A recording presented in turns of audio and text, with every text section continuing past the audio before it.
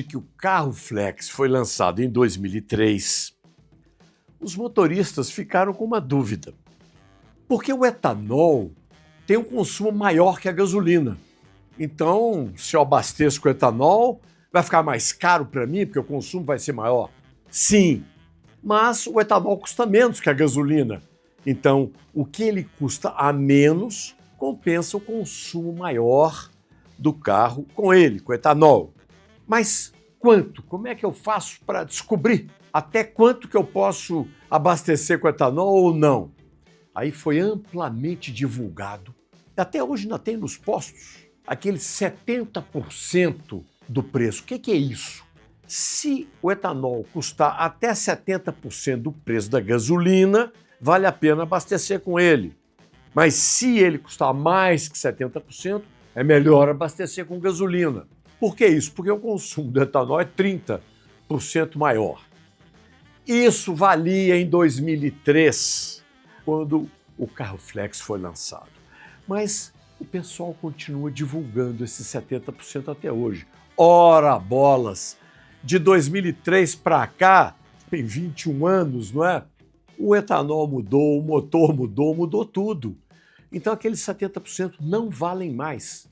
Se você quer com rigor saber se vale a pena ou não abastecer com etanol, a conta não é mais 70%. Você vai ter que descobrir a diferença de consumo do seu carro. Quanto que ele consome com etanol, quanto que ele consome com gasolina. Abastece com etanol, faz a conta. Abastece com gasolina, faz a conta. A diferença são os tais 30%, que pode ser 32%, pode ser 28%, chega a 35%. A diferença de um para outro. Até o próprio etanol muda muito o preço de acordo com a safra, com a entre-safra, com a posição geográfica, com o imposto que cada estado cobra. Tudo isso faz variar o preço do etanol. Então esquece os 70%.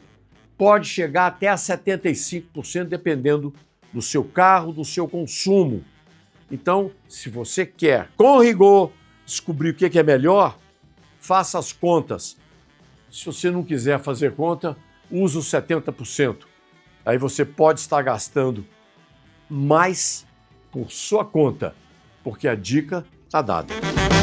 Entre os carros eletrificados que surgiram aí nos últimos tempos, a maioria dos motoristas prefere o híbrido, porque não tem o fantasma da pane seca, não acaba a bateria e o carro para. Por quê? Porque o híbrido tem um motor elétrico e tem um motor a combustão, por isso que chama híbrido. O carro híbrido tem dois tipos, pelo menos. O híbrido puro, a bateria dele é carregada pelo próprio automóvel. Quando você freia, quando você reduz a marcha, está carregando a bateria, recarregando.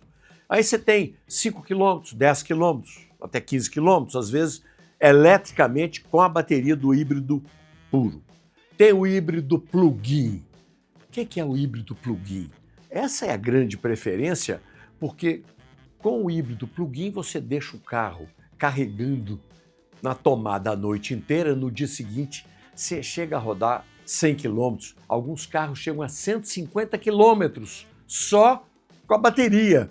Tem gente que tem o híbrido plug-in e que fica semanas, meses sem abastecer, porque não precisa, está rodando com a bateria. Mas tem um probleminha, qual é? Você sai para viajar com o seu híbrido plug-in, que tem 150 km de autonomia elétrica. Aí você está com um belíssimo motor elétrico rodando com 300, 400 cavalos. Rodou 100 km, 150 km, a bateria acabou, não tem problema, entra o combustão, gasolina, o etanol. Mas aí, a potência desse motor, em geral, a menos que seja um esportivo caríssimo, cai dos 300 cavalos da bateria para 120, 130 cavalos do motor a combustão. Mas não se esqueça, o peso do carro é o mesmo. Ele pesava 2 toneladas, continua pesando 2 toneladas, ao invés de 300 ou 350 ou 400 cavalos, você vai ter um motorzinho de 120, 150, 160 cavalos. Vai dar uma diferença. O pessoal reclama. Na subida, você vai ter dificuldade em ultrapassar um Scania, viu? Então, esse é que é o problema do híbrido plug-in.